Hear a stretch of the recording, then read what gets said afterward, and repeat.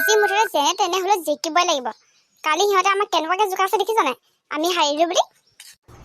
কেনেকুৱা জোকাইছে, কৈছে তহঁতি আমাৰ লগত খেলিবলৈ জিকিব নোৱাৰ, তহঁতি সৰু সৰু ল'ৰাবোৰৰ লগত প্লাষ্টিকৰ বল খেলিবি। আজি আমি জিকিমেই। মুনুকন্যাক লৈ যাম নহয়, আৰু সিহঁতৰ ঘন দা, তাৰপৰা আকৌ সেই চুমচুম দা, সিহঁতকো লৈ যাম। সিহঁতে আজি পাত্তাই নাপাব আমাক। ওলাই আহকচোন।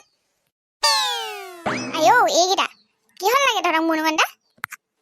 মুনুকন্যাক মাতি দিয়কচোন, আমাৰ লগত খেলিব যাব লাগিব ফিল্ডত।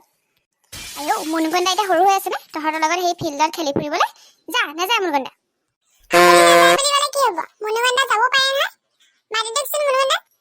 আইও এইটো কথাখন শুনচোন, নাযায় মুনুকন্যা। তহঁতৰ লগত এতিয়া খেলি থাকিবলৈ দিন আছে নে? যা যা এতিয়াই যা, ধৰি খেলগে নে কি কৰগে।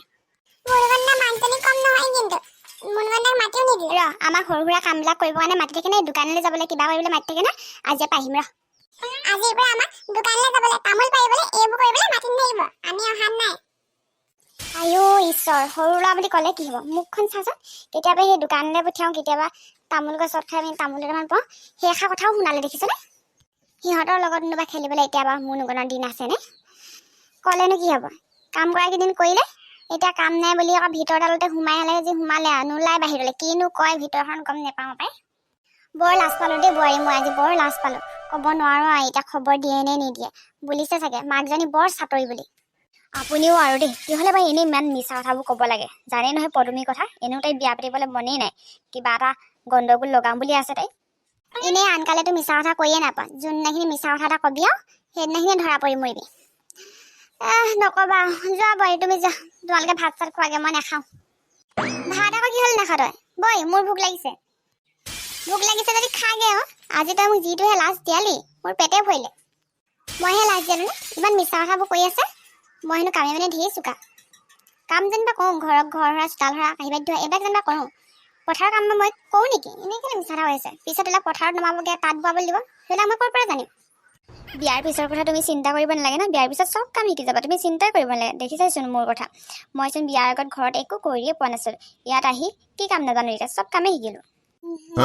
নকবা মানে কৈছো নহয়, এই একেবাৰে আকৰি হৈ আছে একদম।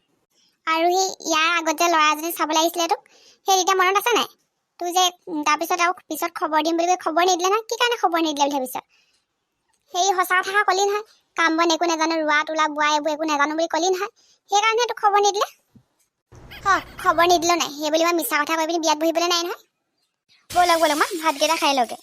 যি হ'বলগীয়া আছিল হ'ল আৰু, এতিয়া খবৰ দিলে গম পামেই নহয়। ব'লক। ছোৱালী চোৱাৰ পিছত বৌৰ লগত ভালকে কথা পতাই হোৱা নাই নহয়। বৌৱে এতিয়া কেনেকুৱা দেখিলে পদুমী, কি বা সিদ্ধান্ত লৈছে। ছোৱালী চাবগৈ পদুমী নাম্বাৰটো আনিলো বাৰু, ফোন কৰাই নাই নহয়, লাজেই লাগিছে নে সাহসে হোৱা নাই। আজি ফোন কৰো ৰা।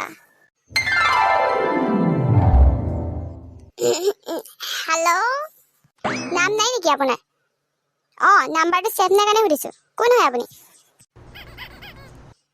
নাই পোৱা আপোনাৰ মাতটো চিনি মই। কোন? কয় যদি কওক, নহ'লে ফোন ৰাখক। ইমান খং নকৰিবাচোন, মই কৈছোঁ ৰ'বা, মই থানো। কথা পাতিবই নাপালোঁ, ফোনটোকে কাটি দিলে।